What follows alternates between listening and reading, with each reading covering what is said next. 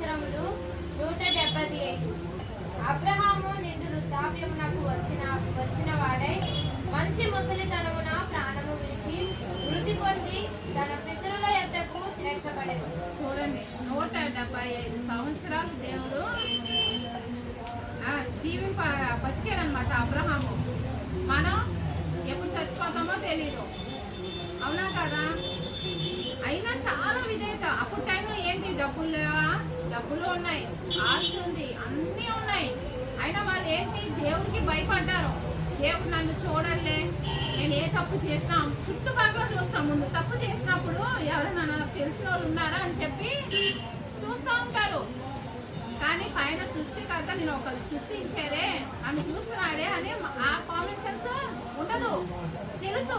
కానీ ఏంటంటే నెగ్లిజెన్సీ, నన్ను దేవుడు ఏం చేస్తా, అంతమంది ప్రజలు నన్నే ఎందుకు ఫోకస్గా చూస్తాడు దేవుడు అని చెప్పి అనుకుంటా ఉంటారు. కానీ వీళ్ళు అలా అనుకున్నారా? భయపడ్డారు, వణికారు. దేవుడు ఏది మాట ఏది చెప్తే దాని ప్రకారం వాళ్ళు వెళ్ళిపోయారు, దాని ప్రకారం వాళ్ళు జీవించారు. ఆస్తి ఉన్నా లేకపోయినా అలాగా జీవించారు.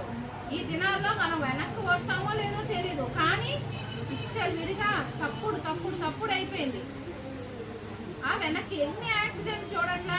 మచిలీపట్నం దగ్గర వీళ్ళు రోజు వస్తూ ఉంటారు, వెళ్తూ ఉంటారు. ఎన్ని యాక్సిడెంట్లు. ఒక లేడీ అయితే ఫుట్పాత్ దగ్గర అలా పడిపోయి ఉంది. ఎవరు బుద్ధి వెళ్ళిపోయారో కూడా తెలీదు, వాళ్ళ ఫ్యామిలీకి తెలీదు. ఆమె అక్కడ చచ్చిపోయి ఉందని చెప్పి. ఇచ్చిన జీవితాన్ని నువ్వు ఎట్లా ఉపయోగించుకున్నావు, ఇచ్చిన జీవితాన్ని మనం ఎలా దేవునికి గనపరుస్తున్నావు అనేది తెలియట్లేదు. తప్పుడు పనులు చేసే తప్పుడు ఏంటంటే, తప్పు ఎప్పుడు స్వీట్గా ఉండిద్ది, అవునా కదా?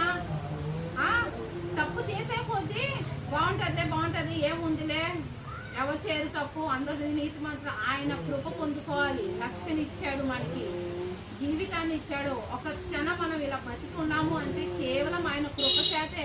ఆయన చిత్తాన్ని నెరవేర్చడానికి మనం ఉండాలి, ఆయన చిత్తాన్ని ఆయన ఘనపరచడానికి మనం ఉండాలి. నిన్న దినాన నేను